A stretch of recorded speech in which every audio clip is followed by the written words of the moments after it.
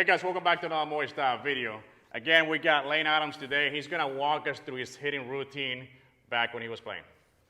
All right, so now he's gonna show his routine, but you gotta keep in mind too that obviously kids a little bit different, everybody's different. I was just talking to him about tee work. Some guys don't even like to do tee work.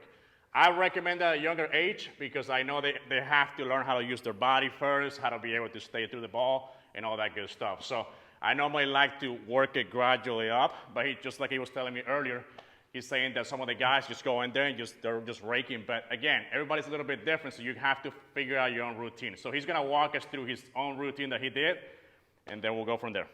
Sounds good. So first thing I like to do, I like to take this little bat and set it down, and I would put it between my feet. And so what I'm trying to accomplish here is I'm trying to squeeze this bat together as hard as I can. That's gonna help me feel my legs. It's gonna help me stay grounded. My bad habit was I'd always wanna push off my backside and lose the ground and lose my posterior chain. So from here, I'm doing a bat between the feet. I call it anchored swings, and I'm going bottom hand isolation. So the bottom hand isolation is I'm trying to stay palm down through the ball. You can notice my thumb is up. That's another reference I like to use. I like to stay palm down, thumb down through the ball. I don't wanna work out and around and start rolling balls to the pull side. Just like that. Good. And so you're not trying to rotate at all, you're just kind of trying to. Yeah, I'm trying to just hit balls straight up the middle, work through it, and just get used to hitting flush contact right back up the middle. Okay, so you said that you're gonna do the top hand here too? And I do the same thing with my top hand. So the top hand, I like to kind of, me personally, I like to open up my index and thumb. Same thing, squeeze the bat, and if instead of staying, and for the top hand, I wanna stay palm up through contact. So I wanna imagine I'm hitting this ball, and I'm chasing this ball off the tee.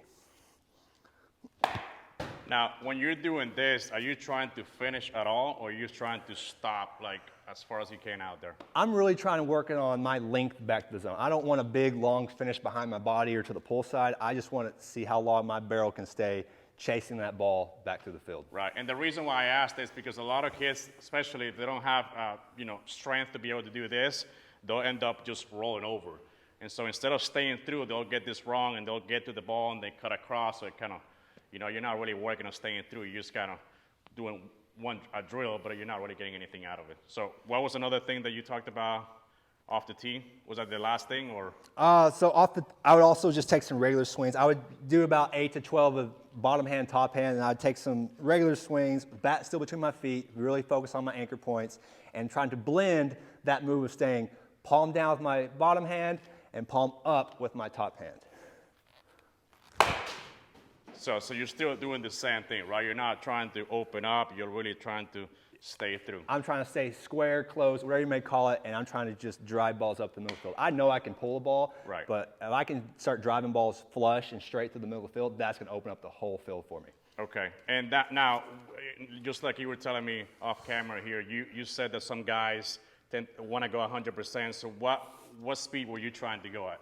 Right there, I was working at probably 55, 60. Okay. Me personally, I was a guy who tried to do too much in the games. I would get big in my swing, so it was very important for me that I kind of lowered my effort, lowered the intensity, and just felt myself grooving my bat path to where it's working back to the ball.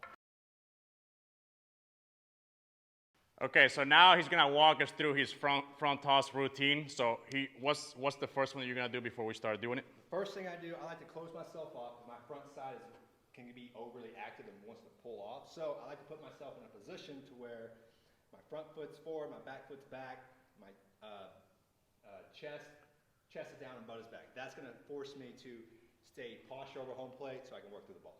Now, what do you want the guy that's tossing the ball? You want it to be middle away, middle in? Just anywhere. Okay. I like to be able to try to work on covering different pitches. There's no specific spot. Okay, let's go ahead and get started here.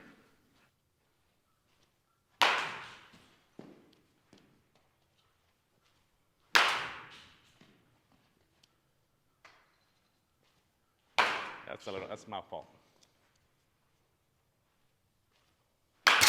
Yeah, so if you notice one thing that I like him, that which this is what I worked on the most with the kids, that they want to sit here and try to, whatever drill they're doing, they're trying to go 1,000% and they spin off. Like what he's doing so well that I'm noticing from there is that he's just working on staying through instead of trying to overpower the swing with the upper body. So now, what would be the other drill that you'd like to do? So I kind of like to start blending this movement feel back to my regular swing. So I want to stay closed off, and I'm going to slightly widen myself out. More like a Giancarlo Stanton type of I got stance. you. Okay. It's the same kind of concept. Okay.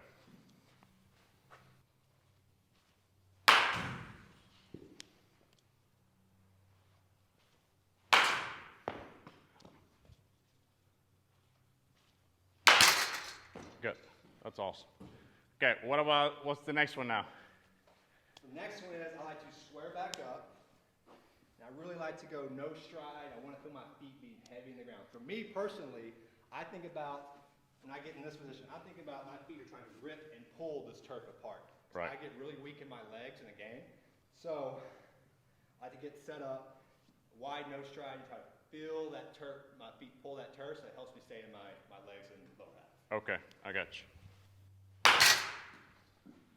So like that one right there, what do you feel on that one? That right there, my front hip stood up, and my barrel got a little dragging out around away from my body. That's causing it to slightly roll over. Right, and I don't mean to cut off right here, and the reason I'm asking is because obviously it's not as noticeable with him, but with the younger ones, you really see them on their toes when they're turning, the barrel starts to disconnect this way.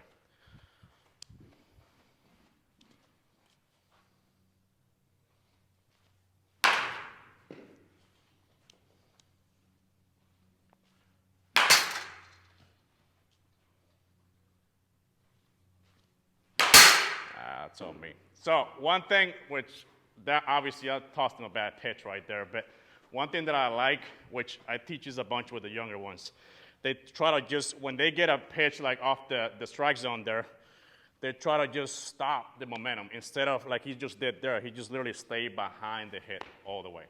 Is there anything else that you like to do after that? Obviously BP, but. Yeah, I just kind of blend. I try to take all those feels of staying grounded, staying on the ball, and just blend them to my regular setup and swing and Okay. ready for game time. Okay, awesome. Well, again, you can find them, where can we find you? Find me over on Instagram at OK Swings. Okay, again, I'll leave the link in the description below. And if you want to watch more videos like this, subscribe, give it a thumbs up, and remember, keep it Moy Style. Hey guys, Moy Style Baseball here. If you're interested in infield camp or team infield camp around the nation, just shoot me a text at 251-509-3815. Or you can also email me at moystyle33@gmail.com. Keep it Moy Style.